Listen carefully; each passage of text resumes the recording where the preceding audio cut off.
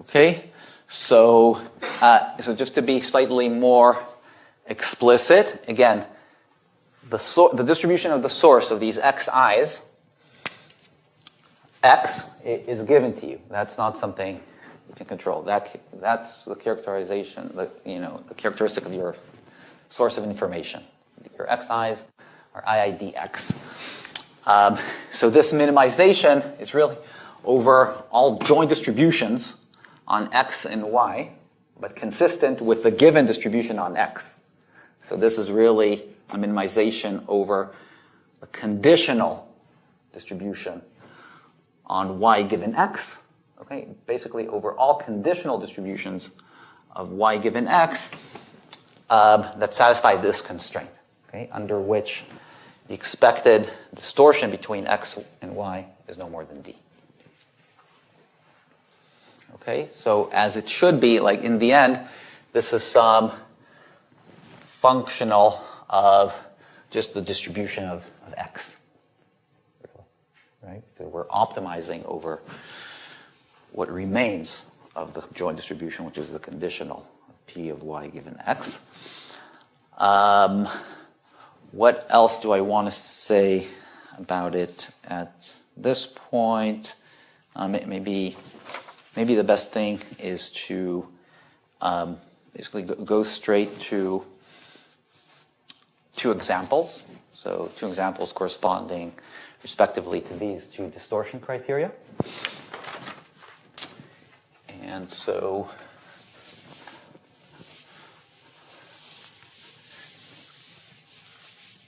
and by the way, everything that I'm doing today will be done in more detail and more rigor, but not pedantically, but still slightly more detail and rigor in 376. And so let's look at one example, or let's say first example is going to be the rate distortion function associated with or for a Bernoulli source.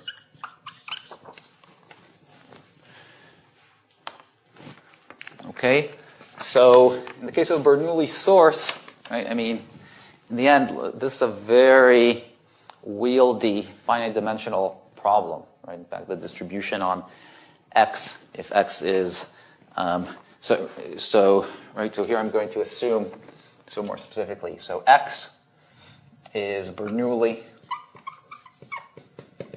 of some parameter, small p, and let's assume without loss of generality that this p is no more than a half. Otherwise, we can flip it, and things will carry over to the complement. So right, and as we said, and now let's look at the distortion criterion being Hamming.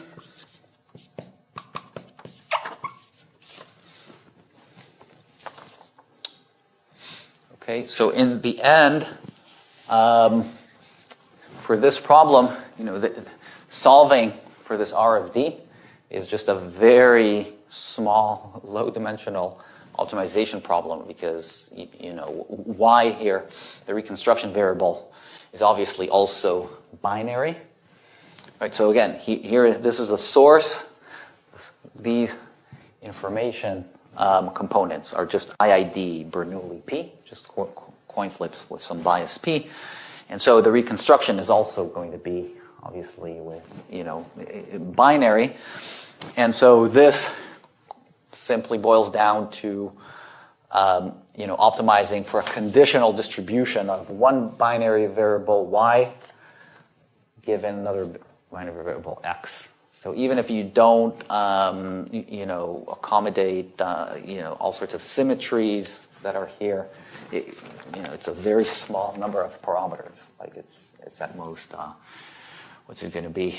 Like maybe 2 parameters for this optimization problem. But there's also, you can also exploit the fact that there's symmetry. And so, again, if we had more time, and we're going to do this in next order, and you can look at the notes, you could easily do the math and get to the fact that for this setting, R of D is simply this. So it's the binary entropy associated with the source. Okay, so the entropy of the source minus the binary entropy evaluated at D, the distortion level, at the interesting region where the distortion is between 0 and P, and 0 for distortion more than P. Guys, can you remind me, have we already introduced this notation or the binary entropy? We used it one time, but maybe. Okay, so just in case, right, when I write binary H2 of, say, Q, okay, I just mean the entropy of, I don't know, let's call it Z. Okay, for Z, Bernoulli variable of parameter Q.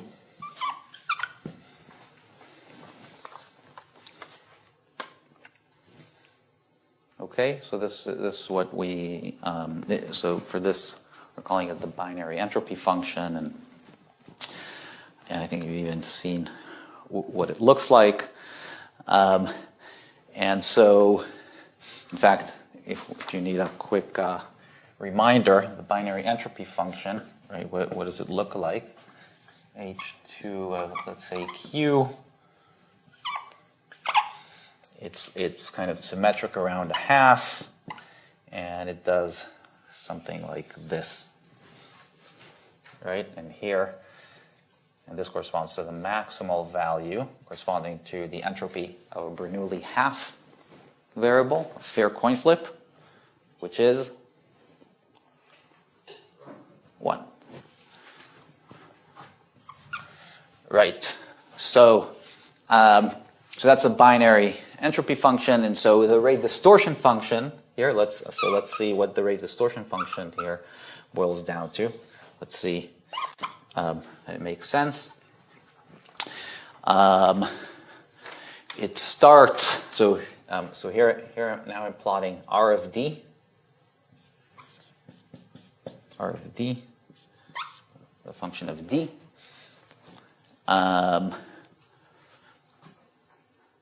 Let's see. So at D equals 0, I have H2 of 0 is 0. So I have, so I start right here at binary entropy of P, which is the entropy of my source. So that's where I start, and then I get all the way to distortion P, where at distortion P I have this minus H2 of also P, so that's 0. Right, so I'm taking this constant value and subtracting from it like this thing, right, until I get to value P. At P, I'm going to get to 0.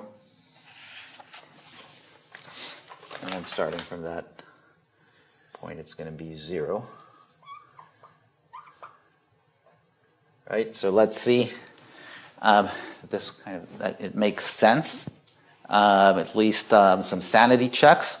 So at distortion 0, lossless compression, what's the minimum rate I'm going to need? The minimum number of bits per source symbol I'm going to need? Well, we know it's the source entropy, right? And the source entropy is indeed the binary entropy of P, the Bernoulli parameter of the source. So that corresponds to distortion 0. Obviously, starting from distortion P and on, I don't need to tell you anything about the source. I don't need any bits of representation here. because I'm just going to reconstruct with let's say all zeros. My reconstruction is going to be all zeros, and so on average, my expected Hamming loss is going to be P, right?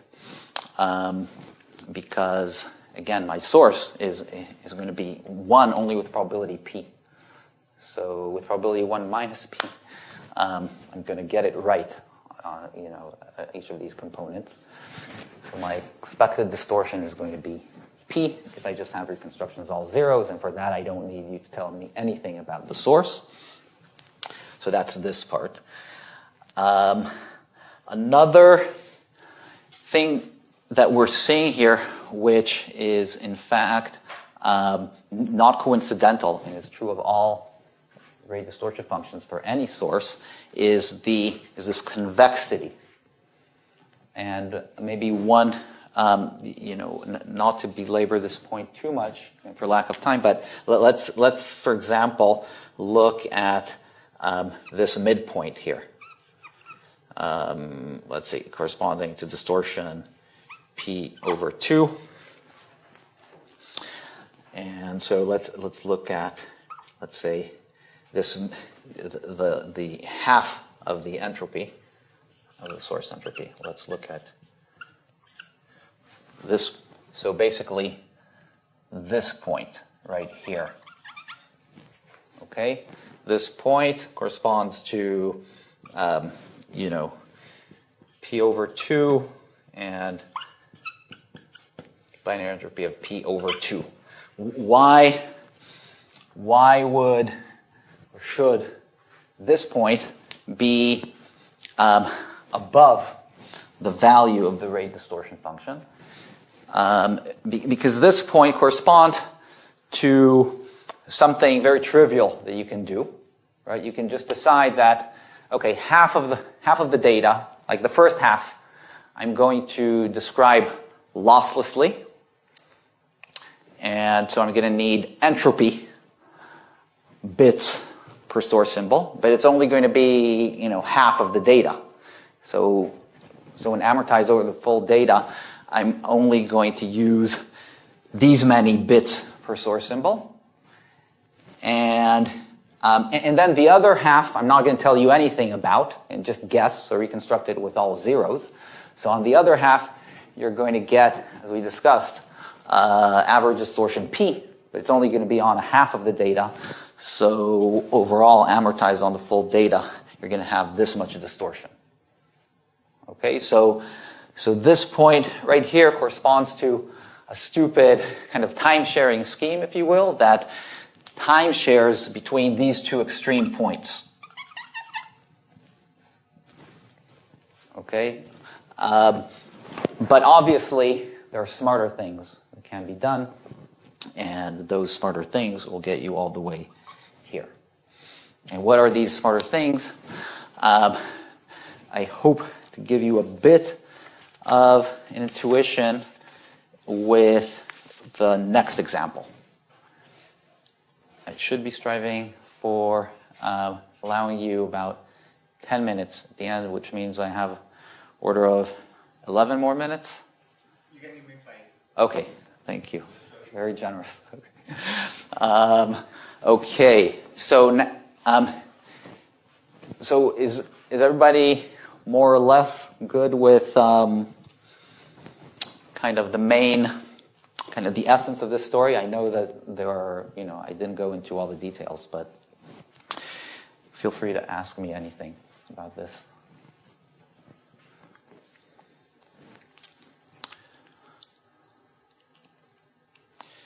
Okay, so while you think about what you may want to ask, let's continue here. Let's look at example 2. So example 2 corresponds to a Gaussian source. So here, X, let's say, is standard Gaussian.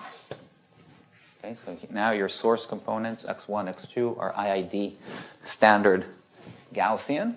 And the distortion criterion we're using is squared error. Okay, so your source components are now real valued. Also, the reconstruction components here are naturally going to be real valued. And so it makes a lot of sense to, for example, look at the squared error. And for this problem, the miracle so happens, and again, maybe some of it will give you a taste for, otherwise, as usual, wait for next quarter. The miracle so happens that even though this is ostensibly now an infinite dimensional optimization problem, because now we need to optimize over, conditional PDFs of y, which is a real value random variable given x. So that's an infinitely dimensional object, but you can actually solve this thing very explicitly, and it's in fact not hard to do, due to some properties of the Gaussian distribution and how well it gels with squared error distortion, and some maximum entropy properties that we will get into in the next quarter. And so you bring these properties together and you solve this, and you get that it's equal to 1/2 log of 1 over d. Okay, where it matters for the interesting range of d no more than 1 and then 0.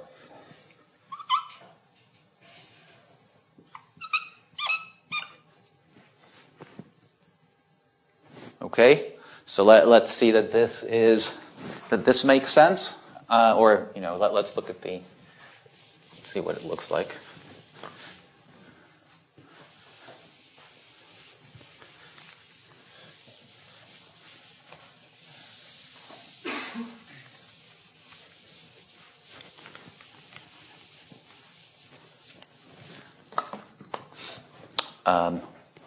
Okay, let me plot it here. It looks something like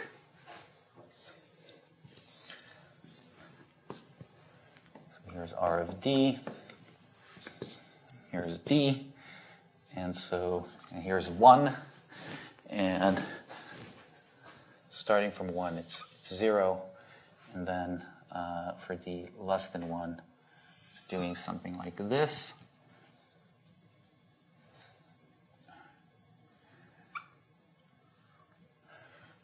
And so let's see that it makes sense. For D more than 1, again, the same kind of argument. The variance of your source is 1, right? Then to get distortion, squared error distortion per symbol, no more than 1, I don't need to know anything. Don't give me any information, any bits. Again, my reconstruction is going to be all zeros.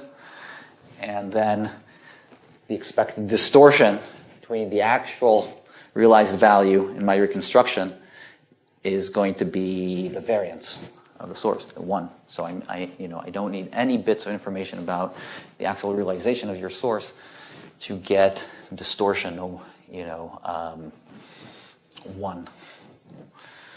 And then, but if you want something non-trivial, you want smaller and smaller distortion, we need more and more bits per source symbol. And as Pulkit discussed in the previous lecture, obviously here we're talking about x, which is a continuous random variable. So and so first, in a sense, we can't talk about its entropy. Its entropy is obviously infinite. So that's one way of understanding, why this would, for a discrete source at distortion 0, this would be the entropy. But now it's a continuous source. It has an infinite entropy, and obviously, right, if we as sophisticated as we try to be, if we want to get more and more fine with describing the source components, we're going to need to put in more and more bits of representation per source symbol. Because again, it's a real value. You're going to need infinitely many bits of precision if you really want to actually nail it. Okay, and by the way, you can also, maybe I'll mention it, that as you can imagine, just like we can talk about rate distortion, which is the minimum rate you need if you require a certain level of distortion, you can also flip this, and similarly, you can talk about the distortion rate function, like what's the minimum distortion that I can achieve if I'm allowed to dedicate no more than R bits per source symbol. And so you can easily flip this function, and you're going to see, and you're going to do the exercise, and you're going to see that it's this much. Okay, so this is the squared error, the mean square error per symbol that you can get, the absolute minimum that you can get if you were to optimize over all schemes in the world, arbitrarily sophisticated. It's basically flipping this thing. So d of r here. So d of r for this source would start at 1, right? Obviously with rate 0 bits per source symbol. Okay, I'm going to get mean square error of 1, the source of variance.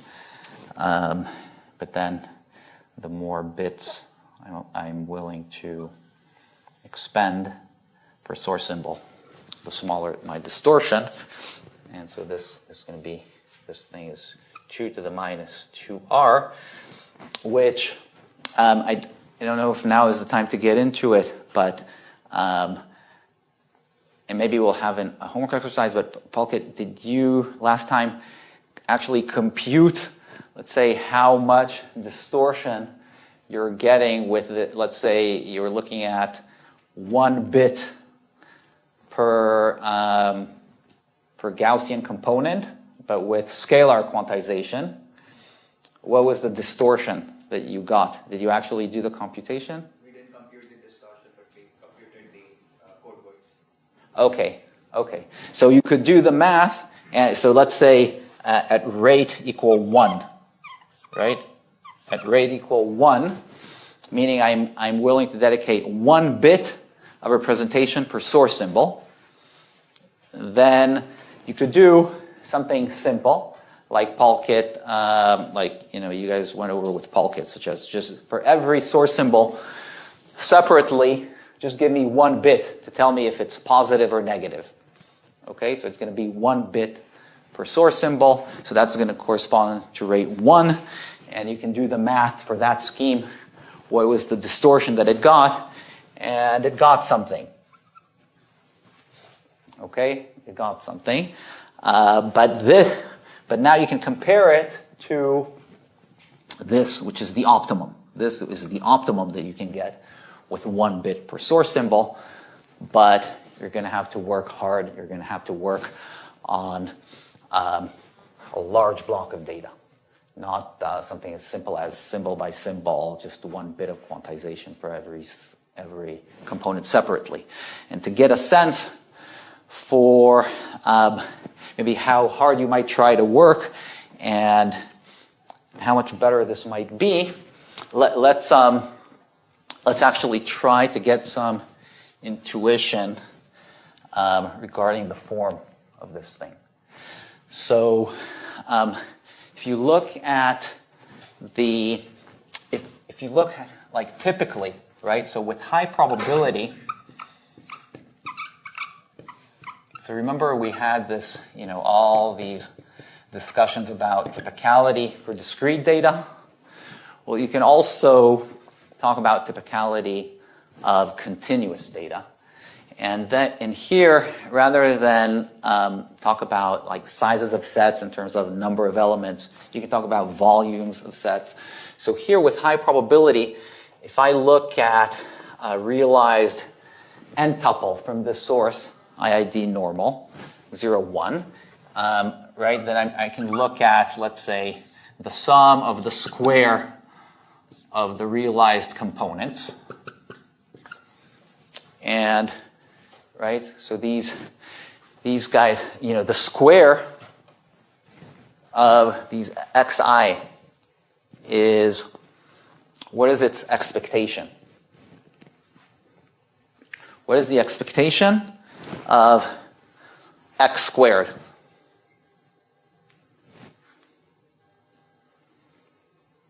Right, so x is normal 0 mean, variance 1. What's the expectation of x squared, second moment of x? 1, right.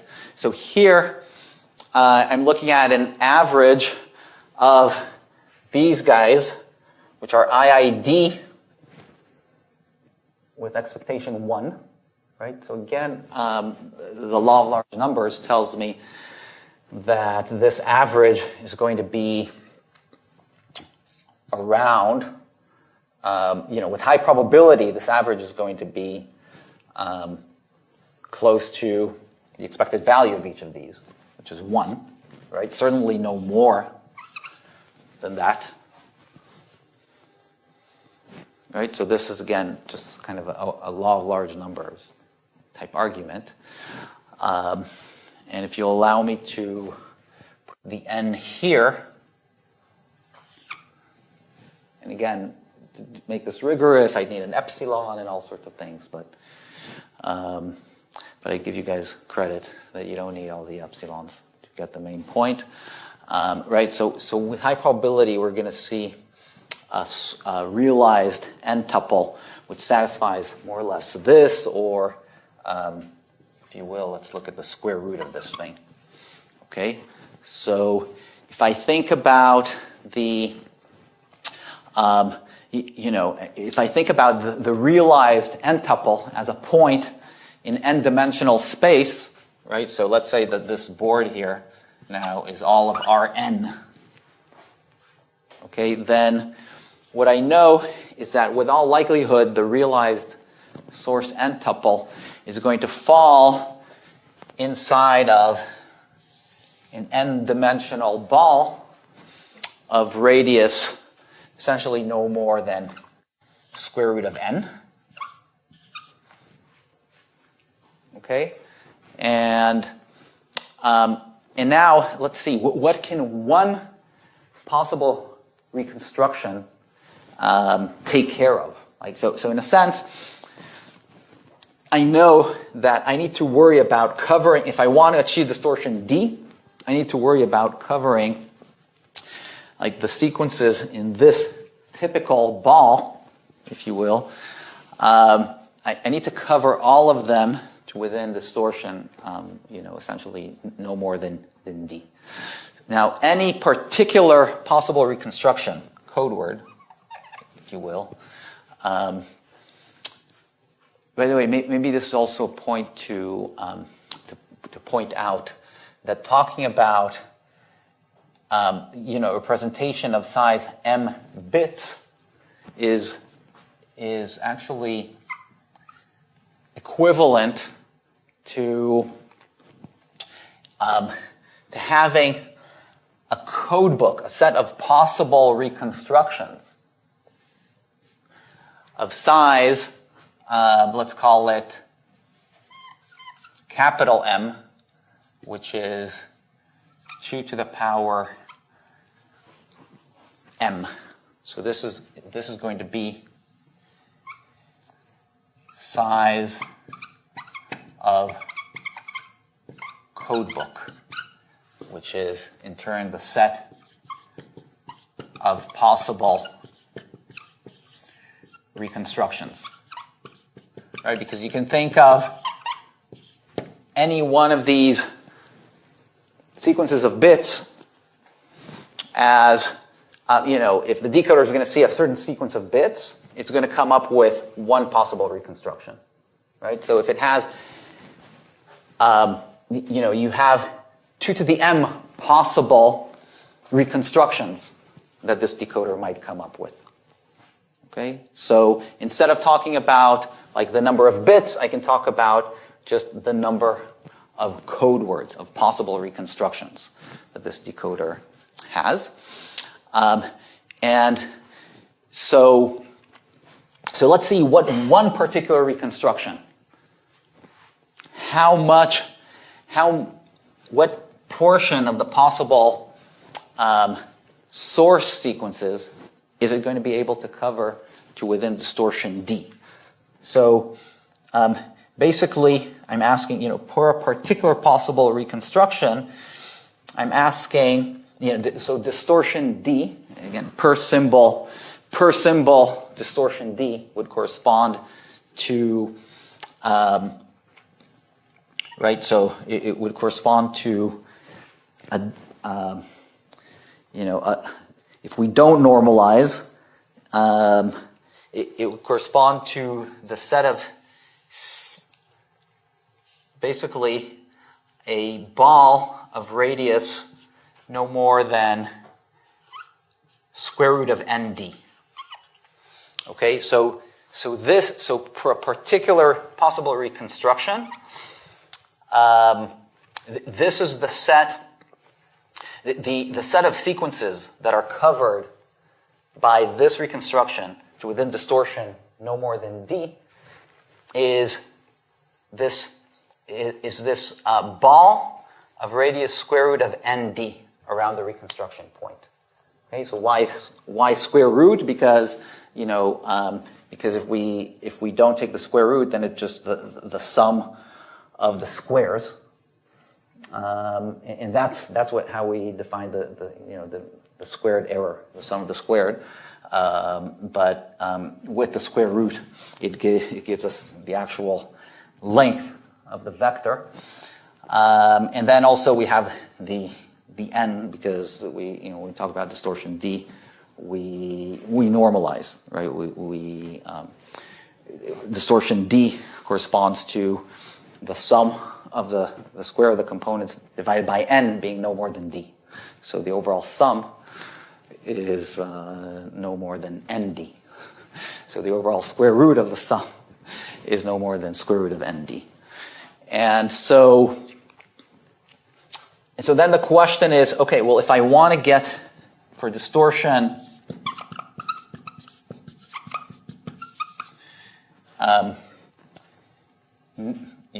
no more than D, right? How many of these code words am I going to need in order to cover this typical set? Well, at least, so size of the code book,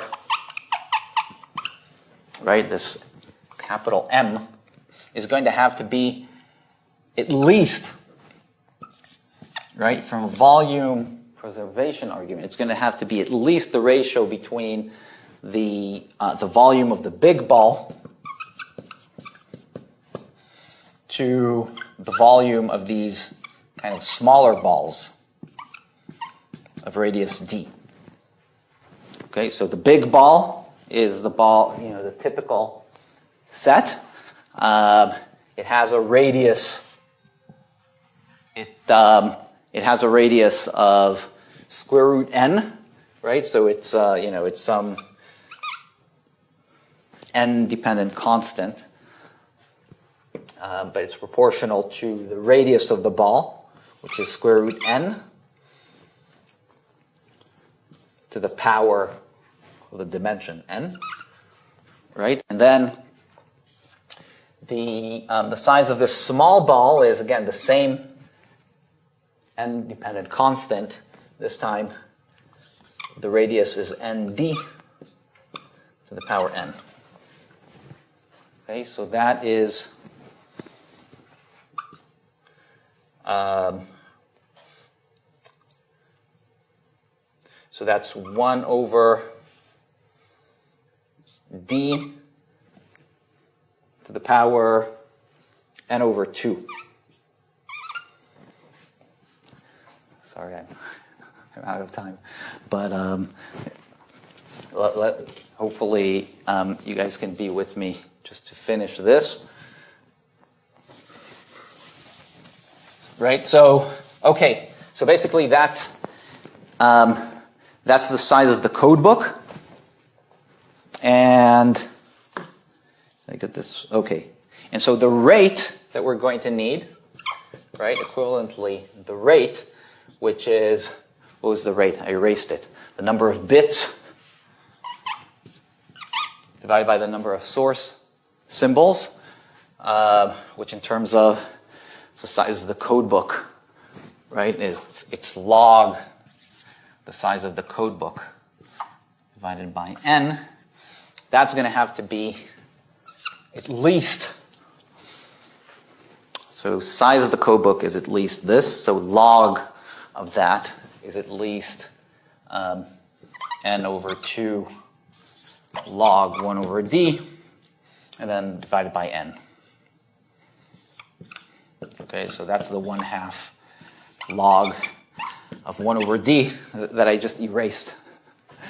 The rate distortion function, right? This thing is 1/2 log of 1 over d. So this kind of volume preservation argument tells you why you need at least this much. You need, the rate has to be, at least 1/2 log of 1 over d.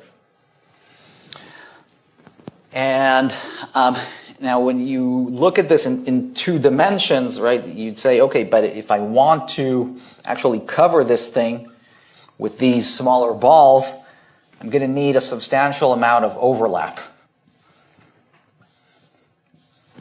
Right? But what happens in large dimensions, when n is large, in fact, you can be, this sort of covering is very efficient. And the overlap here, so in 2 dimensions, it's not true, but when n is large, the amount of overlap becomes very insignificant. And so basically, you can actually achieve this. You can actually, you don't need more than essentially this ratio of number of these small balls, so size of the code book. And in fact, then you can ask, okay, well, how do I actually choose these code words, these ball centers? How do I choose them? You don't even have to be too careful, too judicious. You can actually randomly select these points. You can you can characterize the distribution from which you merely need to sample randomly to get these reconstruction points. And that's in fact the way that we prove that this minimum neutral information is achievable. It's true, like specifically for this example in the Gaussian case, but in fact, quite generally, this sort of a picture carries over for general sources, general distributions, distortion criteria, and so on. I know this was a lot to take in, and I also apologize for taking more of your time than I deserved. So I guess now you have no time. You have -4 minutes to... So, I'm going to set of slides which have last year's quest solution, and we looked at the plot in the last class, right, where we looked at how the RD, like the point which Tsachy was making, that in practice we can get some rate distortion performance, and how does that compare to the optimal performance, which is given by half log, actually sigma square by d or log by d. And so that plot is also in the collab notebook from last lecture, and we'll also upload just these slides. So you can compare like that exact point with Tsachy made there. Just how much extra work do you have to do compared to like some simple scheme to get to the theoretical optimum. Okay. Yeah, I'll also Right, well, I'll try to reinforce the important stuff beginning of next lecture. So thanks, guys, and happy to take more questions offline.